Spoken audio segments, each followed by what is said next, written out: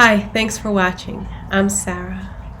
I am a traditional Usui Reiki master teacher, a holistic life coach, and a certified yoga teacher.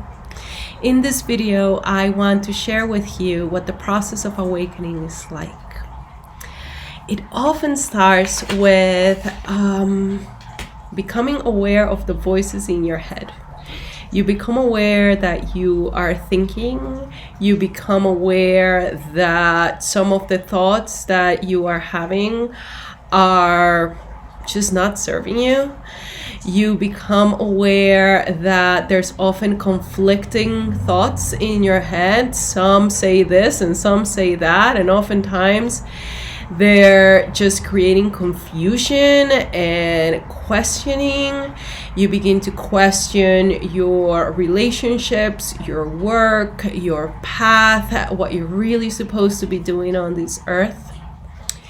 Oftentimes, this is also triggered by some sort of crisis. Maybe your body has been now overloaded with all of this energy that had nowhere to go because you weren't conscious, and now the body is screaming in pain, chronic pain, injuries, accidents, because the body is just calling out for help.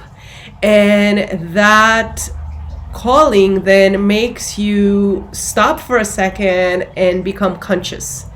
And that's kind of the beginning of awakening. And then when this happens, you will have lots of emotions, some very scary, some very sad, some very confusing. But you will also have this insight that you need to be doing something with your life. And a lot of times the mind will say, yes, we need to be doing something. And you'll start to try to create a new business, or you'll start to try and, use manifestations to find a new partner or a new job or whatever it is that your mind thinks you want. But the truth is, that is not necessarily what you actually want. I mean, yes, you might still have to go out and manifest these things and create these things in your life. But the craving is not really an external craving, it's an internal craving. It's your spirit saying to you, hello, we're on this earth, we're in human form, we have something to do. I don't know what it is, but I am screaming at you that we have to do it, and this is why the body hurts, and this is why the mind is unstable, and this is why you're suffering from anxiety or from depression or just stress in general. This is why you're fighting with your family or your partners or whomever, your co-workers, and it's all an external projection. But the minute that you realize that something is wrong, you have begun the journey, but then you get to decide where you want to go. And you could deny that this is happening and do everything that you can to stay where you are, because it is so very, very, very scary to step out of your comfort zone. This is what you thought the world was like. And now all of a sudden there's a part of you that says, this isn't right. We gotta do something. Something's gotta change. I don't know what, but a part of you is gonna be scared, and a part of you is not gonna wanna go there. So it will start to distract itself. Maybe it will start to work more, or maybe it will start to create drama and fights, or maybe it'll distract itself with TV or books, or maybe it'll blame other people, or maybe it'll start projecting back, even if you had like a traumatic childhood and lots of pain. A part of you will then go back and say, well, I'm like this because that happened to me, and blah blah blah blah blah, and you're not taking responsibility. So you could do that, and then you can stay stuck and you can continue to suffer, or you can take a seat of responsibility and begin to do the work. And you don't know what that work is going to really be like, because it's going to require that you listen deeply to what it is that is calling out to be healed. And that takes an incredible amount of strength. That takes all the willpower you have. That takes all of the mental stability you have.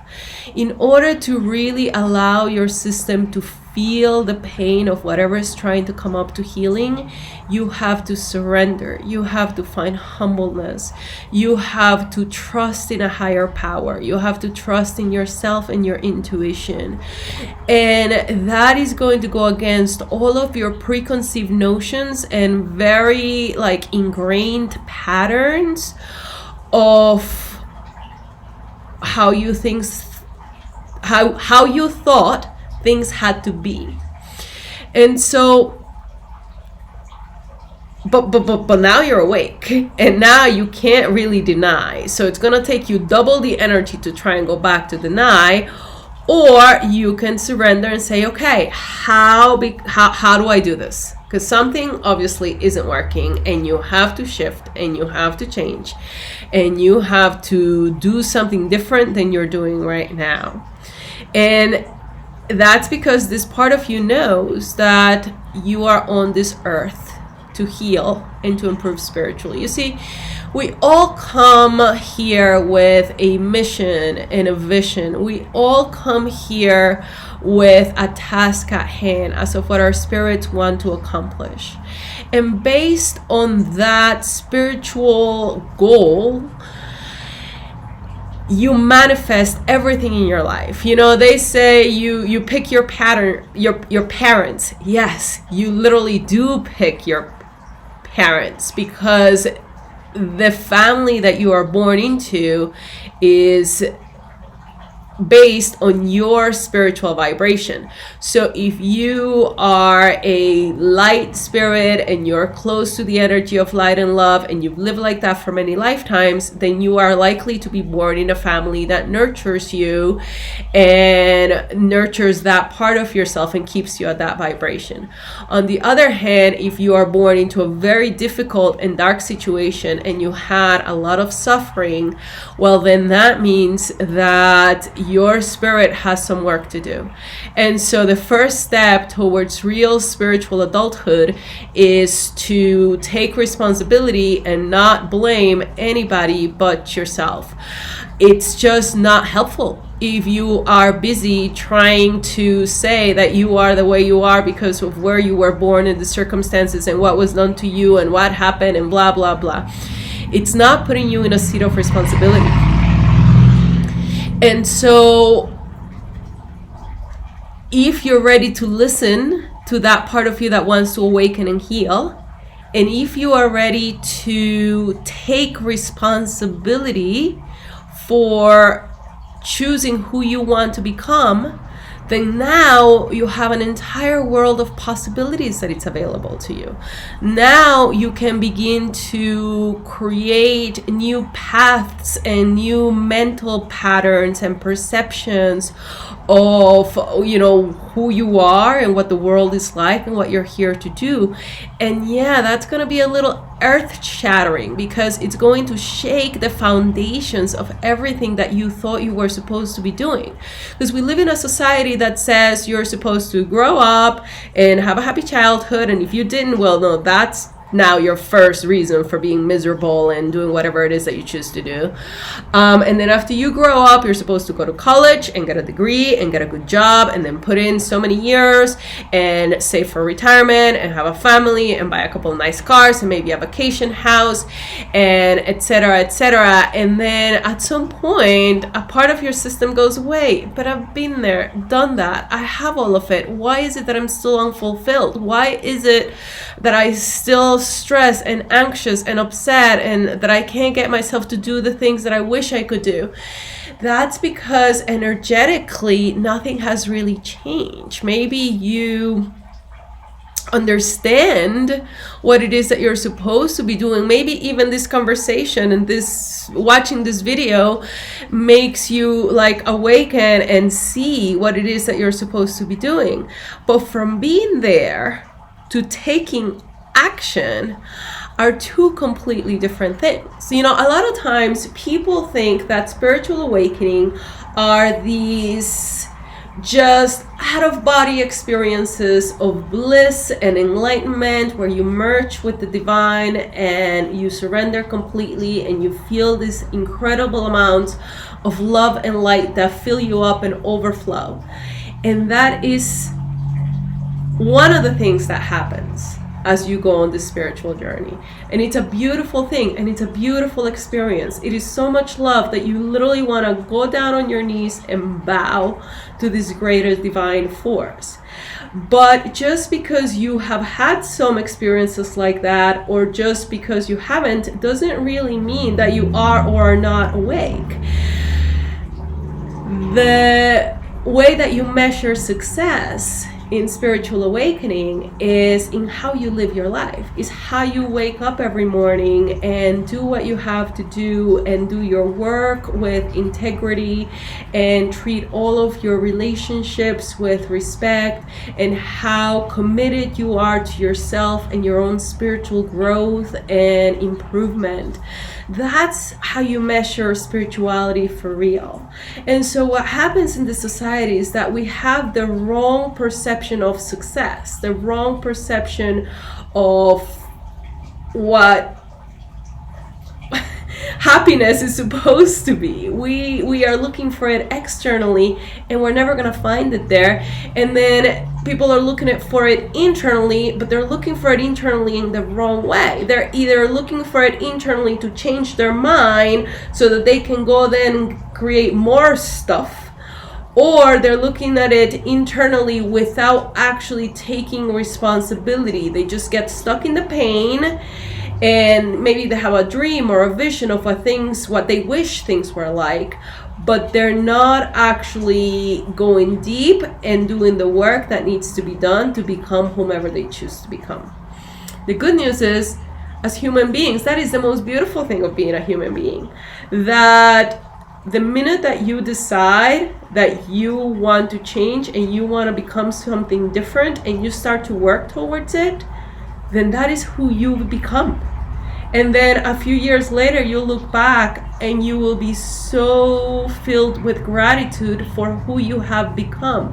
Not for what you have accomplished and how you have succeeded and all the stuff you've accumulated, but who you have become. And not just in regards to discipline and, controlling your mind and negative thoughts and staying in a positive view, but have you been able to find love, true love, and unconditional love and compassion for yourself and those around you? And once you have found it, how are you using it to serve others? And yes, we're going to have to find methods to share that love, and we're going to have to let go of maybe dysfunctional relationships that are not nurturing this new self that lives in light and love. And maybe you're going to have to let go of your job, which is very, very scary, I know. But it's not serving you. The problem is you don't know what else to do, and you can try to do it externally, but it's never going to work if you're not doing the internal work to become who you want to become, and to let go of those fears and move towards the energy of love and light. Not from here, but from here. Actually being the person that you want to be, the human that you want to be. So what do you need? What do you need to actually walk this path that I'm talking about? You need 3 things. You need a practice, and this practice can be anything. It could be yoga, it could be meditation, it could be some qigong or tai chi or martial arts.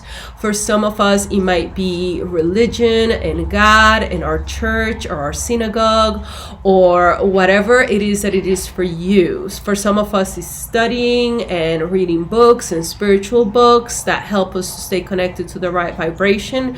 Whatever that practice is going to take a different form for everyone. But that practice is your anchor, is what allows you to show up day in and day out and check in and see how are you doing physically, mentally, spiritually. And if you show up every day And one day you're depressed, and one day you're very, very happy, and one day you're sad, and one day you're angry, and the next day you're stable, and the mind is oh so quiet and so grateful and so content, and you begin to see all of these fluctuations, then you become more anchored in this consciousness. That's what the practices are for. They're to keep you checking in again and again to see how you're doing and to give you the clarity that you need to reroute whenever you need to. So number one, you need a practice. Number two, you need a teacher, mentor, guide, coach. It could be a mental health professional if you're lucky to find a good one.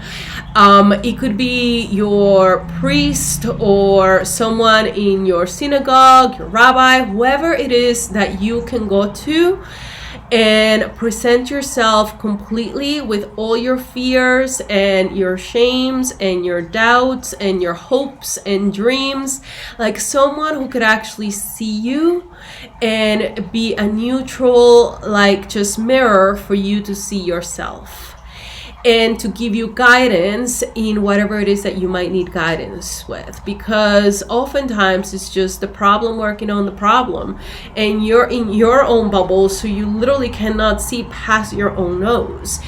I know that as a teacher, I still work with teachers and coaches because as much as I know and as much as I understand, when I'm in my bubble, I can't see it from the outside in because I have my own mental created constrictions that make my system feel safe. And so it's always helpful to have someone who can see from the outside and whom you can trust and respect and listen to, or someone that just listens. Sometimes you can be your own teacher, but you still need to be witnessed. It depends on how the system works. Some people are introspective, some people are extroverted, and it doesn't matter. Your teacher has to resonate with you. The practice I was talking about before also has to resonate with you. It has to be a practice that feels good to your body, to your mind, to your spirit, and that you can do wholeheartedly without any hesitation and any doubts. And the last thing that you need is you need a community. You need a community of like-minded people that understand what you're going through, that you understand that you are awakening, that have been there and have had to let go and have had to shift from where they were, and have had to break through those negative, limited perceptions that were holding them back. And so I encourage you to just nurture this part of yourself that wants to grow. So you're going to have like a tug of war. There's going to be a part of yourself that knows that what I'm saying is true and resonates so wholeheartedly, and it will know that maybe you found a teacher and you can book your, free spirit awakening session like today, and my calendar is down below and you can book it and you will know. But there's also parts of you that are going to be scared, and there's parts of you that are going to resist because maybe they don't trust. You have been through so many teachers and so many coaches, and here comes another one, like you're tired, not again. I understand you might be a little jaded because if you've been searching for a long time, then you've seen a lot of stuff that might not have worked. But I would say don't dismiss that either, because it got you to where you are today. It got you to the point where you are understanding what I'm saying, and that is super, super helpful. So respect, because each one of us goes through a different journey in life, and as we grow and evolve, the next step in our journey shows up. However it shows up, you never know. It could be a friend, it could be a Facebook ad, it could be, some Googling that you did. But the part of you that knows needs to follow. And all the other parts that are afraid, that doubt, that are hesitant, that don't trust, that, don't want to let go, maybe they're ashamed, maybe whatever it is. Can you get the part of yourself that knows, that understands, that wants to move you forward? Can you let that part of yourself take the seat? And can you get that part of yourself to get you to the next level? And can you get that part of yourself to follow your intuition to whatever it is that you need to go to next? And so feel free to contact me with any questions. Again, I'm Sarah Seo. Have a wonderful afternoon. Thank you so much for watching. Namaste.